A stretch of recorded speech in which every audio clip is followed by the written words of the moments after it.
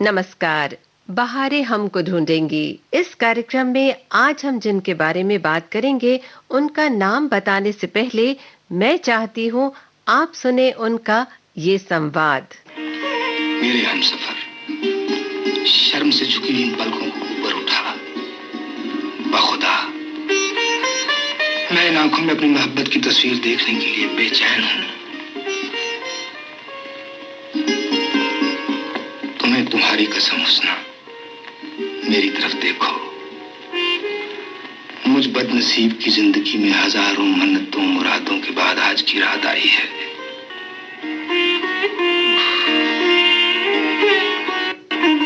नजर के मिलते ही होशो हवास खो बैठे, ये इब्तिदा है तो क्या होगी इंतहा मेरी। और ये संवाद भी। हेलो राधा। हेलो गोपाल। सुंदर नहीं आया? उसे मालूम तो है ना? मालूम कैसे नहीं, वही तो सारे शहर में ढोल बजा रहा है। तो फिर आया क्यों नहीं? आ जाएगा, यहाँ नहीं तो पार्टी। पार्टी? तुम्हारे आने की खुशी में। बिल्कुल सही पहचाना आपने, ये है जुबली कुमार जो थे धूल का फूल। तेरे प्यार का आसरा चाहता हूँ, वफा कर रहा हूँ, वफा चाहता हूँ। हसीनों से अहदे वफा चाहते हो, बड़े ना समझ हो, ये क्या चाहते हो, बड़े ना समझ हो। पर बन बैठे मेरे महबूब। मेरे महबूब तुझे मेरी मोहब्बत की कसम, फिर मुझे नरगिसी आँखों का सहारा दे दे। मेरा खोया हुआ रंगीन नजारा दे दे मेरे महबूब। और जब आई मिलन की बेला, आहा आई मिलन की बेला, देखो आई बनके फूल हर कली मुस्कुराई। हाय हाय आहा आई मिलन की बेला, देखो आई, हाय उनसे नैन मिले मैं शर्माई। हाय हाय आहा आई मिलन की बेला, ओ आई मिलन की बेला, आहा आई मिलन की बेला। तो झुक गया आसमान। कौन है जो सपनों में आया, कौन है जो दिल में समाया, तो झुक गया आसमां भी, इश्क मेरा रंग लाया। कौन है जो सपनों में आया, कौन है जो दिल में समाया, तो झुक गया आसमां भी, इश्क मेरा रंग लाया। ओ प्रिया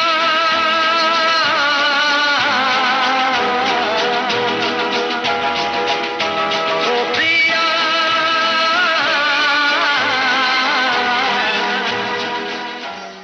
संगम हुआ ये मेरा प्रेम पत्र पढ़कर कि तुम नाराज ना होना, कि तुम मेरी जिंदगी हो, कि तुम मेरी बंदगी हो। दिल एक मंदिर में। जाने वाले कभी नहीं आते, जाने वाले की याद आती है। एक मंदिर है, दिल एक मंदिर है। और ये सूरज चमकने लगा। बहारों फूल बरसाओ, मेरा महबूब आया है, मेरा महबूब आया है। हवाओं रागनी गाओ, मेरा महबूब आया है, मेरा महबूब आया है। ये कोई अनजाना नहीं, मैं राही अनजान राहों का, ओ यारो मेरा नाम अनजाना, मैं राही अनजान राहों का। जी हाँ, बिल्कुल सही पहचाना आपने। हमारे दिलों में बसे हैं अभिनेता राजेंद्र कुमार। ठहरो भाइयों, इतनी ज्यादा गर्मी मत खाओ। खून खराबे से कोई फायदा नहीं पारो। एक दफा मुझे मालकिन के पास फरियाद लेके जाने दो, उस पे भी बात ना बनी तो सबसे पहले मैं अपनी जान की बाजी लगा दूंगा। हाँ। बहारें हमको ढूंढेंगी। इस कार्यक्रम में आज हम बात कर रहे हैं अभिनेता राजेंद्र कुमार के बारे में, और मैं आपके साथ प्रीति, और हमारे साथ स्टूडियो में है हमारी सहयोगी रश्मि कुकरेती। सभी सुनने वालों को मेरा नमस्कार। और हमारे साथ हैं वरिष्ठ फिल्म समीक्षक और पत्रकार प्रदीप सरदाना जी। प्रदीप जी, बहुत बहुत स्वागत करते हैं आपका स्टूडियो में। नमस्कार। प्रदीप जी, आपकी तो उनसे मुलाकात भी हुई है, आपने उनसे बातें भी की है, बहुत सारे पल भी बिताए हैं, तो कुछ हमारे श्रोताओं के साथ बातें। देखिए, मेरा बड़ा सौभाग्य रहा है कि इतने बड़े अभिनेता से मैं कई बार मिला, उनको कई बार इंटरव्यू किया जी, और मेरी व्यक्तिगत मुलाकातें भी उनके साथ हुई। यहाँ तक कि उन्होंने मुझे बेस्ट फिल्म क्रिटिक के अवार्ड से भी 2 बार नवाजा खुद अपने हाथों से। क्या बात है। तो इसकी तस्वीरें भी उनके साथ हैं, उनकी मुलाकातें तो कभी भुलाई नहीं जा सकती। तस्वीरें तो एक सामने कैमरे के अंदर है, दिमाग में जो उनकी छवि बैठी हुई है वो अमिट छवि है, हमेशा याद रहती है। जब भी मैं याद करता हूँ, उनके जन्मदिन पर भी उनको याद करता हूँ 20 जुलाई को, उनकी पुण्यतिथि भी जुलाई में आती है 12 जुलाई को, तब भी याद करते हैं। आगे पीछे भी उनकी फिल्में देख रहे हो तब भी याद करते हैं। हालांकि मेरा इनसे मिलना काफी बाद में हुआ सही ढंग से। पहले 1-2 समारोह में मिला, कुछ फंक्शंस थे उसमें मुलाकात हुई, लेकिन पहली मेरी मुलाकात इनसे हुई थी 1985 में नई दिल्ली के अंदर जी। फिल्म समारोह था और सूचना प्रसारण मंत्रालय का एक डिनर था। उसके अंदर सुनील दत्त भी थे और राजेंद्र कुमार भी थे, जो दोनों अच्छे दोस्त भी रहे और बाद में रिश्तेदार भी बने जी। तो जब मैं पहली बार इनसे मिला, सुनील दत्त जी को मैं पहले भी जानता था, तो वो सुनील दत्त जी बहुत ही ज्यादा एक मृदु स्वभाव के और बहुत ही अच्छी बातें करते थे और बहुत हंसमुख से रहते थे जी। और राजेंद्र कुमार जी को जब मैं पहली बार मिला तब बड़े कुछ रिजर्व और ऐसे लगे, कुछ शायद बहुत कम बोलते हैं। तो कहते हैं ना, फर्स्ट इंप्रेशन या लास्ट इंप्रेशन, तो मुझे लगा कि ये इसी तरह के हैं, लेकिन ये मुहावरा पुराना बाद में गलत साबित हुआ, यहाँ नहीं हुआ। तो मुझे लगा कि नहीं जी, क्योंकि पहली मुलाकात थी, हम ज्यादा बात नहीं कर पा रहे थे, थोड़ा सा बात कर रहे थे। कुछ सुनील दत्त जी उनके साथ थे तो दोनों का कंपैरिजन करते तो जाहिर है सुनील दत्त जी उनसे बहुत ज्यादा अनुभवी भी थे, कुछ और मृदु स्वभावी थे, राजनेता भी थे, तो सभी तरह की उनकी अलग तरह की छवि थी। रश्मि, मैं सोच रही थी जब हम कोई कार्यक्रम करते हैं तो गीत संगीत साथ साथ होता है, तो बहुत देर से बातें हो रही है। और अभी प्रदीप जी ने जिक्र भी किया था सुनील दत्त साहब का, राजेंद्र कुमार जी, जब आपने दोनों का जिक्र किया तो मुझे एक फिल्म याद आई जो बहुत ही लोकप्रिय हुई थी और सुपर डुपर हिट थी, मदर इंडिया। हालांकि नरगिस के बच्चों का रोल किया था उन्होंने। बिल्कुल नरगिस के बेटे बने थे जी, बिरजू और रामू ये थे। और वो फिल्म बड़ी देखिए, जो मदर इंडिया फिल्म है, वो एक ऐसी फिल्म थी जिसने बहुत सफलताएं लिखी और इन तीनों कलाकारों की लाइफ को बिल्कुल बदल दिया, नरगिस, सुनील दत्त और राजेंद्र कुमार। हम विस्तृत जानकारी लेंगे, लेकिन मैं सोची थी गाना यहाँ बजा लेते हैं ना। भरे दिन की तेरे भैया अब सुख आयो रे, जीवन में नया लायो रे, दुख भरे दिन की तेरे भैया अब सुख आयो रे, जीवन में नया लायो रे, होए दुख भरे दिन भी तेरे भैया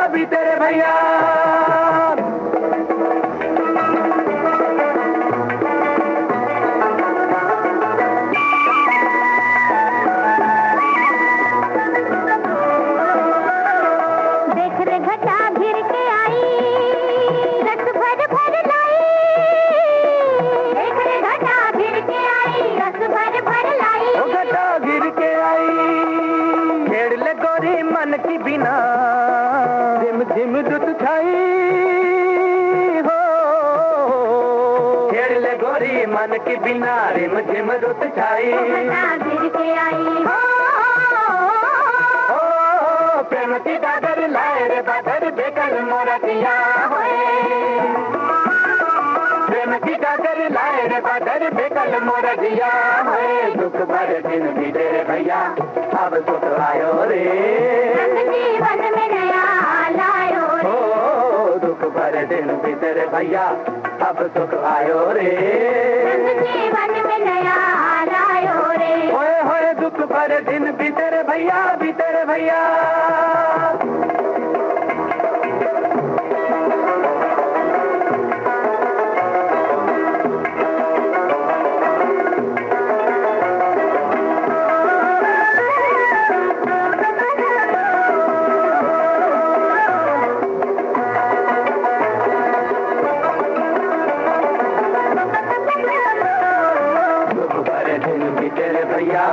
अब सुख आयो रे, रंग जीवन में नया लायो रे। ओ दुख भरे दिन बीते रे भैया, अब सुख आयो रे, रंग जीवन में नया लायो रे। ओए होए दुख भरे दिन बीते रे भैया, बीते रे भैया।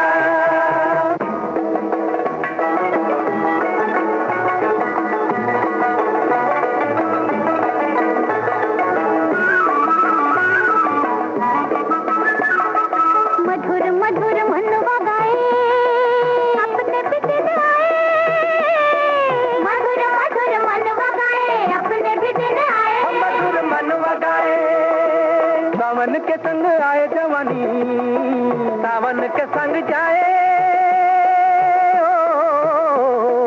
सावन के संग आए जवानी, सावन के संग जाए। मन वगाए हो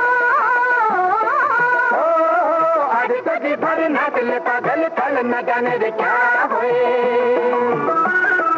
आज तो जी भर नाच ले पागल थल न जाने रे क्या होए। दुख भरे दिन बीते रे भैया, अब सुख आयो रे, जीवन में नया लायो रे। ओ दुख भरे दिन बीते रे भैया, अब सुख आयो रे, जीवन में नया लायो रे। होए होए दुख भरे दिन बीते रे भैया, बीते रे भैया।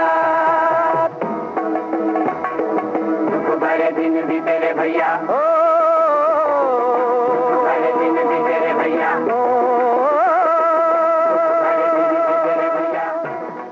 वाकई में मजा आ गया। और मैंने उस समय प्रदीप जी आपको बीच में रोक दिया था, लेकिन वो बात अधूरी रह गई थी, तो वहीं से शुरू करते हैं। तो बाद में करीब 5-6 साल बाद जी मेरी इनसे बहुत अच्छी मुलाकात हुई। तब बातचीत हमारी होती रहती थी। तो ये फुल फिल्म बनाने की तैयारी कर रहे थे जी।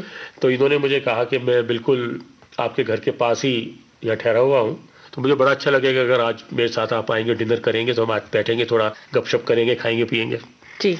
तो मुझे तो बहुत अच्छा लगा, इतने बड़े अभिनेता मुझे बुला रहे हैं, तो मैं उसको निमंत्रण को अस्वीकार करने का मतलब ही नहीं होता था। तो मैं ये सोच रही थी प्रदीप जी कि आप भोजन कर रहे थे या उन्हें देख रहे थे?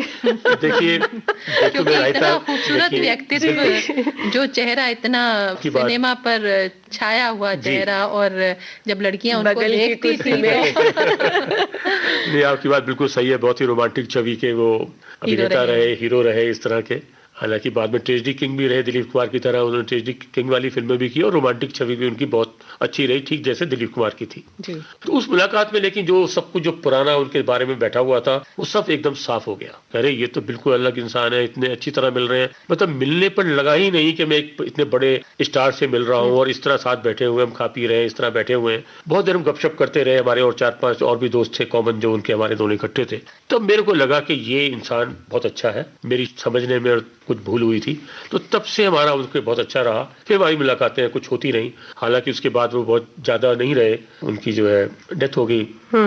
लेकिन ये कि फिर भी उन्होंने फूल वगैरह बनाई, बाद में और फिल्में बनाई, इस तरह करते रहे। उनके साथ बहुत अच्छे संबंध रहे, बहुत अच्छी बातें रहीं। राजेंद्र कुमार को बचपन से फिल्मों में काम करने का बहुत शौक था जी। सियालकोट में रहते थे, वहाँ इनका जन्म हुआ था 20 जुलाई, मैंने आपको बताया, सन था 1929। 29 भी बड़ा खास है उनकी लाइफ के अंदर। अच्छा। जो 29, 39, 49 इस तरह का लगातार 89 तक उनका बड़ा खास रहा है। उसके बारे में बाद में बताऊंगा बहुत खास कैसे रहा। फिल्मों की दुनिया में तो ये जो अंक होते हैं बड़ा विशेष बड़े विशेष करते हैं लोग, तो अपने नाम बदल देते हैं नाम के लिए। फिल्म लेकिन रिलीज भी उसी तो इनका भी तारीख जाते वैसे हैं। अंक ज्योतिष के हिसाब से इनका जो मूलांक था वो 20 था, 2 था जी। तो इसलिए वो 29 जो है वो अपने लिए भी शुभ मानते दो थे। हुआ। हाँ, वो भी मूलांक 2 होता है। तो वो इनका बड़ा जुड़ा रहा, मतलब हर जब भी लास्ट का वर्ड आया तो वो 29 आया, 49 आया, 59 आया, 69 आया, 79 आया। तो उनके जीवन के अंदर किस तरह बदलाव आए, किस तरह वो आते रहे, वो सब इसके साथ जुड़े हुए हैं। तो ये 49 के अंदर 20 साल की उम्र में मुंबई आ गए। हालांकि इनके पास पैसे नहीं थे, बहुत मध्यम वर्गीय फैमिली से थे, पिता से कह नहीं पा रहे थे कैसे किराया लूं, क्या करूं। तो कुछ दिन पहले इनके पिता ने इनको जन्मदिन पर घड़ी गिफ्ट की थी। अच्छा। तो उन्होंने घड़ी बेचकर 20-30 रुपए मिले, उसके किराए से वो मुंबई आ गए जी। तो उनको लगा तो मैं तो बड़ा स्मार्ट हूँ, बड़ा ये हूँ, तो मुझे जाते ही बड़ा काम मिल जाएगा। लेकिन जब मुंबई की धरती पर कदम रखता है तब उसको हकीकत पता लगती है कि बड़ी कठिन है डगर पनगठी। उनको बहुत स्ट्रगल करना पड़ा। यहाँ तो मेरे जैसे कितने आ रहे हैं रोजाना, मैं कहाँ हूँ, तो बेचारे भटकते रहे, कहाँ से खाएं, कैसे कुछ करें। तभी इनकी मुलाकात गीतकार राजेंद्र कृष्ण से हो गई। वो भी राजेंद्र, ये भी राजेंद्र, तो दोनों के अच्छे संबंध हो गए। तो राजेंद्र कृष्ण ने कहा भी हीरो तो मैं आपको नहीं बनवा सकता, मैं कम से कम इतना कर सकता हूँ, आपको किसी फिल्म में कोई ना कोई पोस्ट प्रोडक्शन में या असिस्टेंट डायरेक्शन में काम दिला देता हूँ, जिससे आपकी थोड़ा सा खर्चा निकलता रहेगा। तो उन्होंने इनको HS रवेल फिल्मकार थे, उनके साथ इनको सहायक निर्देशक के लिए दिला दिया और 150 रुपये महीना पे इनको काम मिल गया। तो इससे ये इनका खर्चा वगैरह निकलने लगा। तो तभी एक कोई फिल्म बन रही थी बाद में, जोगन, दिलीप कुमार और नरगिस की सबसे पहली फिल्म। तो उसमें इनको छोटा सा रोल मिल गया 50 के अंदर, 1950 में आई। तो बड़े खुश हो गए, चलो शुरुआत होगी, इधर असिस्टेंट डायरेक्टर में मिल गया। वो फिल्म असल में धीरे धीरे बन रही थी जो HS रवेल की थी, तो इसमें इनको रोल मिल गया। लेकिन रोल तो मिल गया, दिलीप कुमार और नरगिस जैसे कलाकारों के साथ पहली बार ही मतलब आपको काम करने का मौका मिल जाए तो और क्या चाहिए। लेकिन उसके बाद इनको कुछ काम वाम नहीं मिला खास, 5-6 साल ऐसे निकल गए। फिर 1955 में शायद फिल्म आई थी इनकी वचन जी, उसमें इनको दोबारा काम मिला। वो भी छोटा रोल था उसके अंदर, उसमें बलराज साहनी और गीता बाली थे उसके अंदर, और उसके डायरेक्टर थे देवेंद्र गोयल। सबसे इंटरेस्टिंग बात यह है कि जब उस फिल्म का प्रीमियर हुआ तो देवेंद्र गोयल ने राजेंद्र कुमार से कहा कि इसके प्रीमियर में आप भी किसी को बुलाना चाहो तो बुला लो। तो ये बहुत खुश हो गए, अरे भाई मेरी फिल्म छोटा सा रोल है कि डायरेक्टर बड़ा मुझे मान सम्मान दे रहे हैं और कह रहे हैं आप किसी को बुला लीजिए। तो इन्होंने कहा कि मुझे 10 पास दे दीजिए। तो उन्होंने उनको 10 पास दे दिए, उन्होंने अपने 10 लोगों को बुला लिया। उसके बाद जब अपना वो हिसाब करने गए देवेंद्र गोयल से, तो उन्होंने देखा वो 10 पास के जो पैसे थे वो उन्होंने काट लिए। तो ये बोले ये क्या किया आपने जी? कहते देखो भी राजेंद्र, तुम अगर 1 या 2 लोग को बोलते तो मैं आपको कुछ नहीं कहता, वो आपको फ्री पास थे। आपने 10 लोगों के लिए बोल दिया। अगर एक फिल्म का एक आर्टिस्ट 10 पास मांगेगा तो फिल्म के प्रीमियर का पैसा मुझे क्या मिलेगा, वो सारा चैरिटी हो जाएगा। तो उनको भी लगा कि बात तो सही है जी। तो राजेंद्र कुमार ने ये वाली बात मुझे खुद बताई थी एक बार, और तब उन्होंने कहा था, तब मुझे बुरा लगा लेकिन मुझे बाद में लगा ये बिल्कुल सही है। अगर सब लोग ऐसे करेंगे तो वो तो इतने लोग मांग लेंगे। कहते उसके बाद जब भी फिल्म का प्रीमियर होता था कोई मुझसे कहता था तो मैं 1 या 2 पास ही लेता था, उसके आगे बोलता भी नहीं, जाए मैं कितना भी सुपरहिट क्यों नहीं हो गया। और यही फॉर्मूला मैंने तब अपनाया जब मैं खुद प्रोड्यूसर बन गया। और उसके बाद मुझसे कोई कहता था कि भाई मैंने पास चाहिए, तो उसको बोलता था भैया 1 या 2 चाहिए तो आपको मिल जाएगा, उससे ज्यादा लोगे तो उसके पैसे जो है आपके कटेंगे। ऐसे ही धीरे धीरे आदमी सीखता है जी। और सीखने की कोई उम्र नहीं होती है। और बहुत अच्छी बात आपने बताई है, और कहीं ना कहीं जिंदगी में ना इन चीजों को हमें शामिल करना चाहिए और बहुत सिखाती हैं हमको, और बहुत सही बात है ये। मैं सोच रही थी कि एक गीत यहाँ सुन लेते हैं, क्योंकि बातों के साथ साथ थोड़ा गीत बुने रहते हैं तो और मजा आता है। और वैसे भी जब हम राजेंद्र कुमार जी की बात कर रहे हैं तो इतने बेहतरीन गीत हैं, और मुझे लगता है सारे समेट पाएंगे कि नहीं ये भी समझ में नहीं आ रहा है। लेकिन एक गीत में सोच रही थी यहाँ कौन सा सुने, फिल्म आरज़ू का सुन ले क्या? आरज़ू का सुन लीजिए, बहुत उनकी सुपर फिल्म थी, रामानंद सागर की फिल्म थी, बहुत सुपर फिल्म थी। आपको फिर कुछ याद आ गया? लेकिन गाना याद दिल्ली में प्रीमियर हुआ था, उसके बारे में अभी रामानंद सागर के बेटे मिले थे, प्रेम सागर, तो वो उसके प्रीमियर की यादें दिला रहे थे। उसकी पार्टी थी दिल्ली के अंदर, तो वो बातें बता रहे थे, इसलिए मुझे आज जैसे आपने आरज़ू बोला तो मुझे वो बात याद आ गई। लेकिन आरज़ू का कोई गीत उनका सुनते हैं, आइए सुनते हैं। ऐ नरगिसे मस्ताना बस इतनी शिकायत है, बस इतनी शिकायत है, समझा हमें बेगाना, बस इतनी शिकायत है, बस इतनी शिकायत है, ऐ नरगिसे मस्ताना।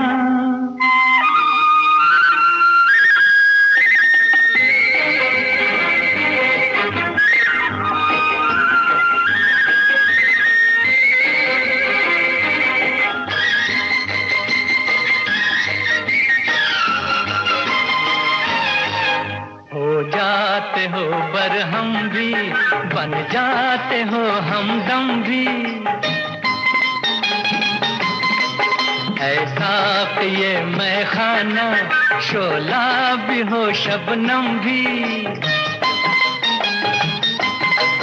ऐसा कि ये मैं खाना शोला भी हो शबनम भी, है खाली मेरा पैमाना, बस इतना इतनी शिकायत है, बस इतनी शिकायत है नरगिसे मस्ताना।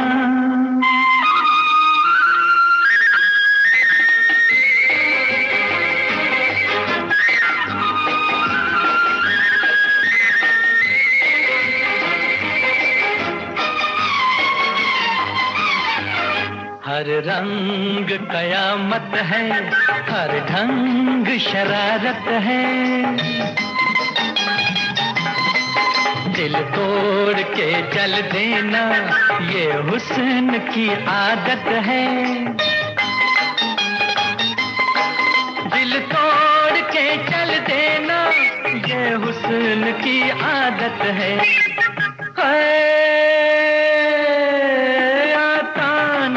बहलाना बस इतनी शिकायत है, बस इतनी शिकायत है नरगिसे मस्ताना। बस इतनी शिकायत है, बस इतनी शिकायत है, समझा हमें बेगाना। बस इतनी शिकायत है, बस इतनी शिकायत है नरगिसे मस्ताना। 1965 की फिल्म है आरज़ू, है ना, लेकिन गीत बहुत प्यारा। आप बात कर रहे थे प्रदीप जी कि उन्होंने अपना पहला व्यावसायिक जो सीख ली उन्होंने देवेंद्र गोयल जी से। जी, मुझे लगता है प्रोड्यूसर बनने की दिशा में वो एक छोटा सा बीज उसी समय बोया गया होगा। बिल्कुल। बहुत सही कहा।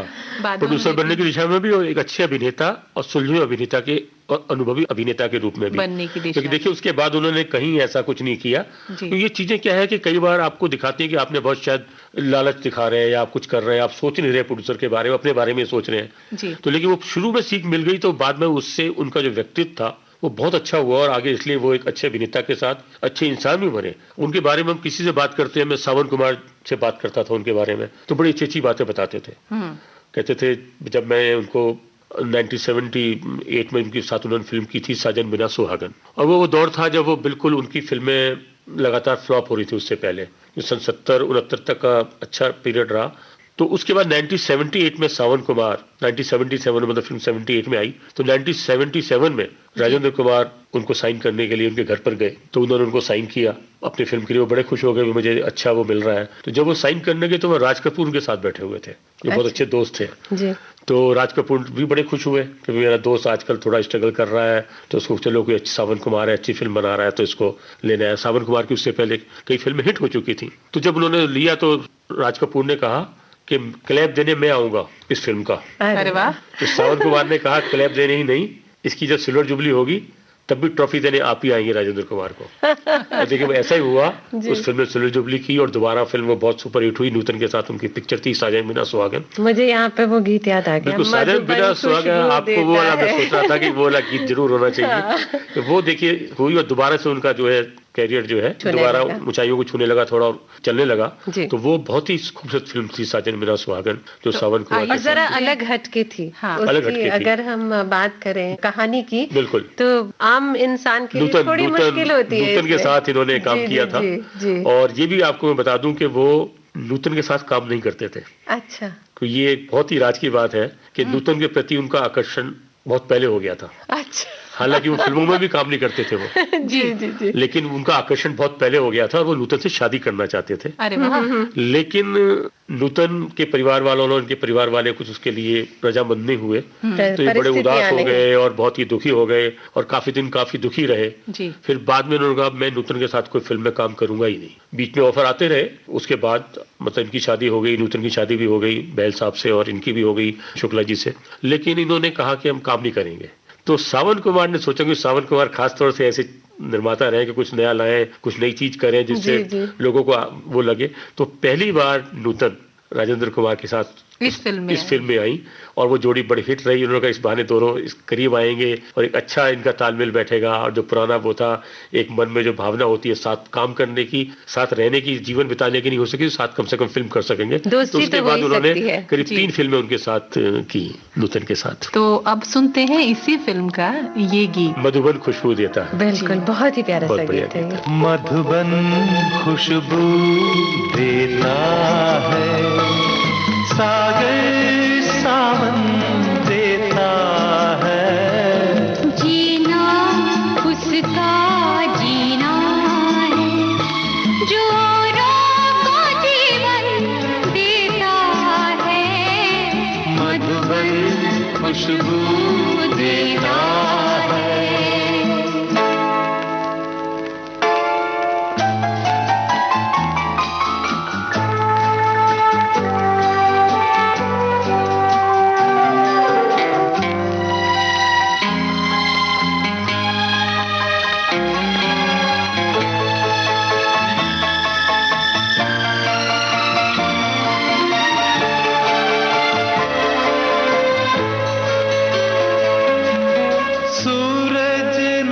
बन पाए तो बन के दीपक जलता चल।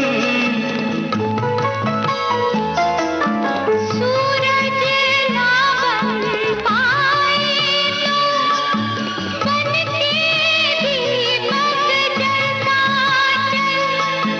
फूल मिले या अंगारे, सच की राहों पे चलता चल। सच की राहों पे चलता चल। प्यार दिलों को देता है, अश्कों को दामन देता है। जीना उसका जीना है जो औरों को जीवन देता है। मधुबन खुशबू देता है।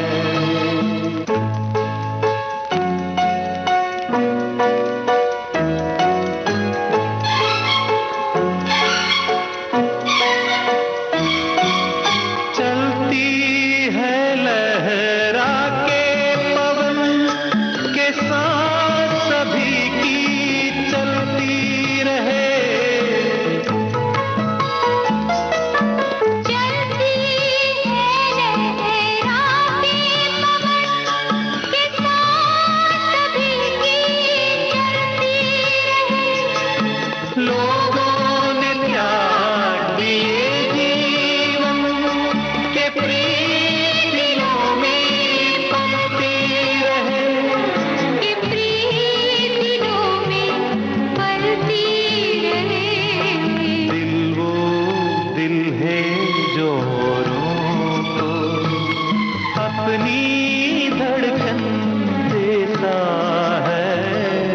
जीना उसका जीना है जो औरों को जीवन देता है। मधुबन खुशबू देता। हमारा जिक्र भी होगा, हमारी बात भी होगी। रगों में आपकी हरदम हमारी याद दौड़ेगी। समय के बाग में खिलती बहारें हमको ढूंढेगी।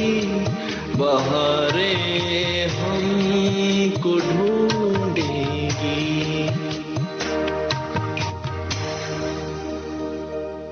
आप सुन रहे हैं कार्यक्रम बहारें हमको ढूंढेंगे। मैं आपके साथ प्रीति, हमारे साथ रश्मि भी है और हमारे साथ प्रदीप जी भी हैं। प्रदीप जी बात कर रहे हैं राजेंद्र जी की और आपके पास इतनी सारी बातें हैं और मुझे वो फिल्म याद आ रही है गूंज उठी शहनाई, जिसके लिए उन्होंने वो शहनाई कैसे बजाते हैं और किस तरह से वो शरीर में क्या क्या हरकतें लेनी होती है, चेहरा कैसा होना चाहिए, इसके लिए उन्होंने उस्ताद बिस्मिल्लाह खां जी उनसे मुलाकात की और सीखा ही नहीं, उस्ताद बिस्मिल्लाह खान ने इस फिल्म में शहनाई बजाई। अच्छा, हाँ। और यही अकेली फिल्म है जिसमें उन्होंने शहनाई बजाई खुद। जी। दूसरी शहनाई 1959 में आई थी, जैसे मैंने आपको बताया ना, इनके उसमें 29, 49, 59 ये काफी इम्पोर्टेंट रहा है। जी। तो 29 में जैसे इनका जन्म हुआ, 49 में बॉम्बे आए और 59 में इनको सबसे पहले बड़ी सफलता मिली गूंज उठी शहनाई से। और इस फिल्म में इन्होंने शहनाई वादक बने थे, उसके किरदार में थे बिल्कुल। और पहली बार मतलब एक पूरी तरह फुल फ्लैश नायक के रूप में इनकी फिल्म थी जो हिट हुई और इसी में उस्ताद बिस्मिल्लाह खान ने शहनाई बजाई और वो इतनी शहनाई लोकप्रिय हुई कि उसको आज तक याद करते हैं।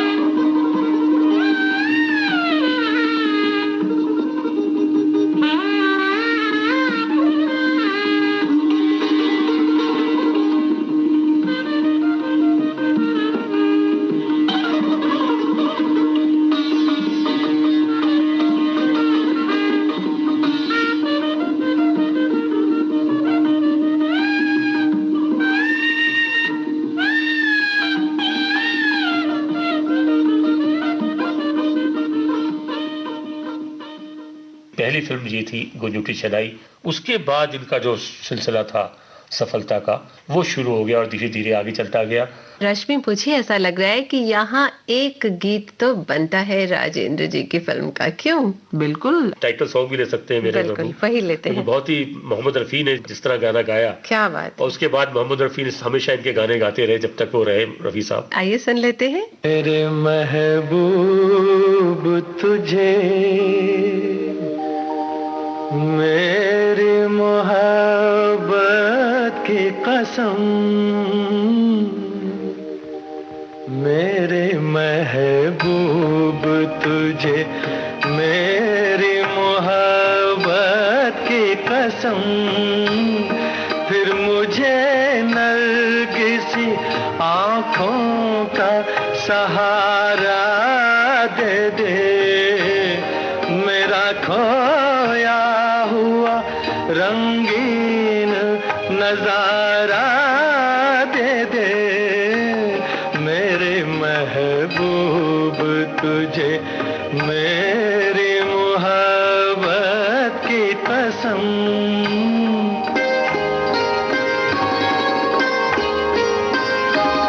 ऐ मेरे ख्वाब की ताबीर, मेरी जाने गजल, जिंदगी मेरी तुझे याद किए जाती है, रात दिन मुझको सताता है तसव्वुर तेरा, दिल की धड़कन तुझे आवाज दिए जाती है, आ मुझे अपनी सदाओं का सहारा दे दे, मेरा खोया हुआ रंगीन नजारा दे दे, मेरे महबूब तुझे मेरी मोहब्बत की कसम।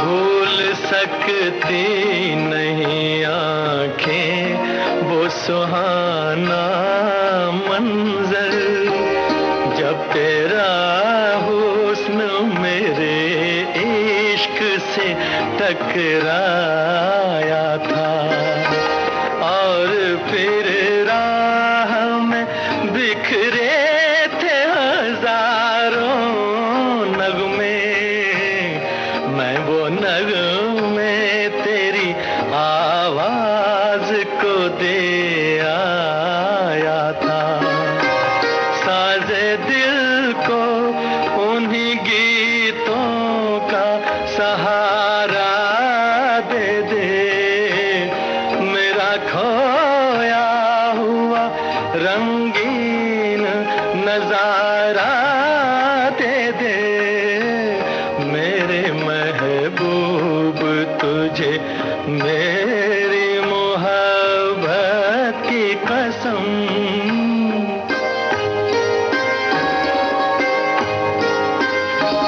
याद है मुझको मेरी उम्र की पहली वो घड़ी, तेरी आंखों से कोई जाम पिया था मैंने, मेरी रग रग में कोई बर्क सी लहराई थी, जब तेरे मरमरी हाथों को छुआ था मैंने, आ मुझे फिर उन्हीं हाथों का सहारा दे दे, मेरा खोया हुआ रंगीन नजारा दे दे, मेरे महबूब तुझे मेरी मोहब्बत की कसम। अभी आप सुन रहे थे कार्यक्रम बहारें हमको ढूंढेंगी, जिसमें हम बात कर रहे थे अभिनेता राजेंद्र कुमार के जीवन पर। और भी बातें होंगी और नए पक्षों के बारे में जानेंगे हमारे मेहमान प्रदीप सरदाना जी से। पर तब तक के लिए मुझे यानी प्रीति को और मेरी सहयोगी रश्मि को दीजिए इजाजत। नमस्कार। हमारा